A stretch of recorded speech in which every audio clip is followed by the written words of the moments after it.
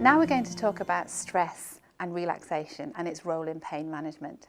As Andy told us earlier during the physiology section, the chemicals that are released by our bodies when we're stressed can have a significant impact on the way that we perceive and feel pain. So what we're hoping to do in this section is to understand the physical effects of stress, to be aware of something called the fight or flight response and its role in stress, and to understand what active relaxation is and how it can play a part in our pain management jigsaw that we talked about earlier. I'd also like to introduce some different types of relaxation and spend some time looking at barriers to relaxation and reasons why people find it difficult, in the hope that we can overcome some of those. So just pause the video now and spend a couple of minutes thinking about things in your daily life that can cause you stress. Why don't you write them down in a short list? One of the ways we sometimes think about stress is as a bucket. So this bucket is us. We all have a certain amount of background stress, and that varies from person to person. And during the course of an average day, stressful things happen to us that cause our stress bucket to become filled up. Things like work,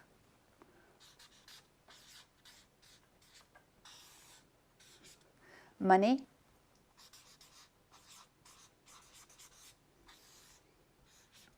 family pressures,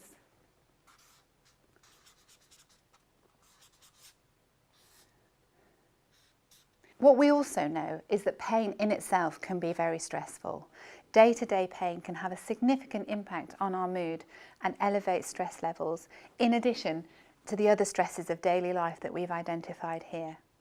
So stress management and relaxation can be an important part of pain management too. So let's just pause the video and spend a couple of minutes thinking about the physical sensations that we feel when we're stressed. If you can, list 4 or 5 physical symptoms that you feel when you're stressed. So, some of the physical sensations that we feel when we're stressed include increased heart rate, increased blood pressure, fast, shallow breathing, sweating, muscle tension, nausea, irritability, and headaches. We often notice an increase in pain as well. All of these aspects are part of something called the fight or flight response, which is something that you may have heard of before. The fight or flight response is a survival technique which is hardwired into the most primitive parts of our brain. It was designed to help us survive as early humans. The fight or flight response enables our body to meet danger, either by fighting it or running away from it. So all the symptoms that we feel are designed to put us into the best physical state possible to respond to danger that we might see. So for example, the increased heart rate, the increased blood pressure and the increased breathing are designed to get oxygen travelling as quickly around our bodies as possible, so that our muscles are as strong and able as possible to help us run away from danger or to fight it. The reason that we sometimes feel irritable and stressed is because our brains are scanning the environment to try and locate the danger and respond to it. We may also find that we feel nauseous as blood is diverted away from our digestive system into our muscles. Now, all of these physical symptoms and this fight or flight response were useful in the days when we were facing saber-toothed tigers and other physical dangers, but they're not a particularly great help when we're dealing with the sort of stresses that we've listed here on a day-to-day basis. So the reason that we often feel increased pain at times of stress is partly due to that increased muscle tension, which, as we know, is a contributing factor to many different types of pain. But also because, as Andy mentioned in the physiology session, the chemicals that are released by our bodies when we're stressed alter the balance of that chemical soup to enable the pain messages to be transmitted even more quickly and efficiently through our nervous system. So it's really important to learn to manage our stress as part of our pain management jigsaw. And as we said with other aspects of this jigsaw, for some people, relaxation may be a really big part of their pain management, whereas for other people it may be less important. However, there's increasing evidence that relaxation and stress management should be a part of everybody's daily life. The best way to deal with the effects of stress and the fight or flight response is to do what our bodies want us to do, which is move. The whole response is geared towards physical activity, encouraging us to move and burn off those accumulated stress chemicals. However, that's not always possible. We may be in a situation where it's not appropriate to exercise. if we're stuck on a traffic jam on the A14, we can't just hop out of the car and do some press-ups. So it's important to learn techniques that can be used to manage our stress in whatever situation we might find ourselves. Now, thinking back to those sensations that we talked about, those physical symptoms of stress, most of them are not under our conscious control, but one of them is. Which one is that? That's right, it's our breathing. We may not be able to consciously control our heart rate or blood pressure, but we can take control of our breathing rate and slow that down. And breath control is the cornerstone of most relaxation techniques. When we're breathing, we have a sheet of muscle underneath our ribcage called our diaphragms. When we take a deep breath, the diaphragm relaxes and drops down, drawing air into our lungs. But most of us don't breathe like this on a regular basis. If you ask somebody to take a deep breath, more often than not what they'll do is this, using the top part of their lungs and their shoulder muscles to draw the air in. But this is not a particularly effective way of breathing. What we're aiming for with relaxation techniques is to draw the air right down into the bottom of our lungs using a technique called diaphragmatic breathing. One way to look at this is to think of an empty balloon in our tummies that we need to fill up with air. Other people find it helpful to put one hand on their tummy and one hand on their chest and think about breathing so that the hand on the tummy moves, but the hand on the chest stays nice and still. Some of the benefits of relaxation include reduction in muscle tension, which can be very helpful if muscle tension is a significant part of your pain. It can help with sleep and help you to feel calm despite the stresses and strains of everyday life. And some patients have said that relaxation techniques are really useful to help manage those times when your pain flares. However, relaxation is a skill and it will take time and patience to develop. So what's the best way to start? It's useful to start by sitting in a comfortable position. Eventually, what we're aiming for is a relaxation technique that can be done anywhere. But as with learning a musical instrument or another skill like juggling, it's best to practice in a safe, comfortable environment to start with. Remember that noise is part of life, so don't try and focus too much on creating a completely silent environment. It's important to be able to do your relaxation techniques even in the face of some distraction.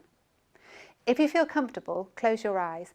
This can be really helpful, especially when we're using techniques that concentrate on breathing. Begin by focusing on slowing down your breathing.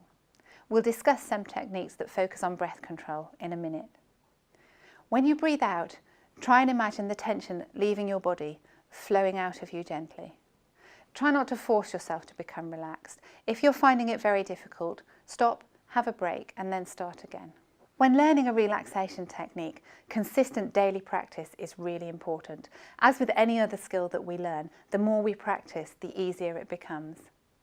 Experts suggest that we aim for about 20 minutes a day of relaxation, but if that feels unrealistic to you at the start, that's fine. Just start with 5 minutes or whatever you can manage. Try and practice your relaxation in situations where you're not feeling too stressed. It's easier to start relaxation early before the tension starts to increase. There are lots of different types of relaxation technique, so it might be a case of a little bit of trial and error to find the one that's right for you. A really simple technique that a lot of our patients find useful is something called square breathing. Start by finding a square. There's usually a square that we can look at pretty much anywhere we find ourselves. Something like a computer screen, a car windscreen, or a wall tile is ideal. And then follow the lines of the square as you breathe in, hold your breath, breathe out, and hold. I'll demonstrate this using the board behind me. So, we breathe in for a count of 3, hold for a count of 3, breathe out for a count of 3, and hold for a count of 3. It doesn't really matter how long you breathe and hold for. Some people can only manage 3 or 4 seconds, other people can manage much longer. It's about finding the level that's comfortable for you. But the crucial part of this is the pauses in between breathing in and breathing out, because that's the part that will slow our breathing down, and that's what we're aiming for. Another technique that people often find useful is visualization. This is where we imagine ourselves in a beautiful, calming place, such as a beach, a wood, or a field full of flowers. It's important to be able to picture it very clearly and imagine not only the things that you can see, but what you can smell and hear and feel around you. Is the air warm? Can you feel a sea breeze on your face? Can you hear the sound of running water or smell the wildflowers? The more you can imagine yourself in this place, the easier it will be to put yourself there in stressful situations. For some people, imagining themselves in a relaxing situation can be quite difficult. In these situations, relaxation scripts can be really helpful. In a relaxation script, you'll have a narrator talking you through the process of relaxing. There are two main types of relaxation script. One are the visualization-based scripts, where the narrator will describe a beautiful place, as we talked about before with visualization. The others are progressive muscle relaxation scripts, where the narrator will encourage you to relax different parts of your body in sequence, sometimes by tensing them first and then relaxing them, other times just by thinking about relaxing them and imagine the tension flowing out. These can be quite useful for people who find visualization or concentration difficult, but the drawback is that it's quite difficult to do in certain situations, such as driving. Some people find physical sensations help them to relax more. As Andy pointed out in his physiology session, we have a lot of nerve endings in our hands, so simple hand massage techniques can be really helpful in encouraging us to relax. I'm just going to talk you through a simple one now. Start by stroking the back of your hand from fingers towards the wrist and back.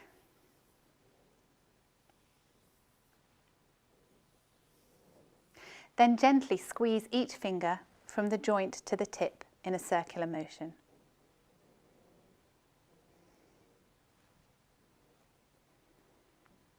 And continue for all your fingers. If you like the sensation, you can gently pull each finger to stretch it, or you can gently stretch it back. Please make sure that you don't do anything that causes you pain. Then gently stroke the back of the hand and the furrow of the wrist, and finish by turning your hand over and massaging your palm. If you have a favourite hand cream, particularly one that has a nice smell to it, that can really enhance the experience of relaxation from this technique. And sometimes it can be helpful for someone else to do it for you if you're feeling particularly stressed. In summary, relaxation is a really important part of pain management. We've seen that stress and its effect can be really detrimental to our overall health and particularly cause our pain to increase. So hopefully I've convinced you that relaxation can play a really important part in pain management. So why don't we all do it? Just pause the video for a couple of minutes and see if you can think of a relaxation technique that you might like to try. When you've identified one, try and think of some reasons in favour of trying it and some reasons that might stop you from trying it. These are what we call barriers to relaxation. Some of the barriers to relaxation that our patients have identified include lack of time, difficulty in finding a quiet, suitable environment, family pressures, sometimes feelings of guilt that it seems as though we're doing something that doesn't feel very productive. So let's have a think about some of those. Most of the relaxation techniques that we've discussed can be done in a very short space of time. Simple ones like the square breathing can easily be incorporated into our day-to-day life, particularly with a little bit of practice. And although it's helpful to have a quiet, calm environment when we're learning a relaxation technique, they can be done anywhere, especially once we become proficient in them. We had one patient who had very young children and found it really difficult to find time for herself to do her relaxation techniques. In fact, she told us the only time that she had to herself was in the loo. So what she did was practice her relaxation techniques in the loo, just for 2 or 3 minutes a day. But she found that building that up over the course of several weeks, she became proficient enough in those techniques to be able to use them in stressful situations. So in summary, relaxation is a key and important part of pain management. Have a think about whether it could be part of your pain management jigsaw.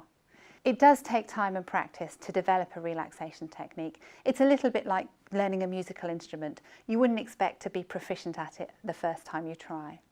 But when you do feel confident in a technique, try it in different situations so that whenever you find yourself in a stressful environment, you're able to use the relaxation technique to help calm you down and hopefully stop your pain from building up. And finally, have a think about any barriers to relaxation that might apply to you and see how you can overcome them. If you need any help with relaxation or you're not sure where to start, there's some really good relaxation scripts on this website here which can be downloaded for free. And if you're still finding it difficult to build relaxation into your daily life, then when you come for your nurse review, let us know and we can help you with some practical tips and advice.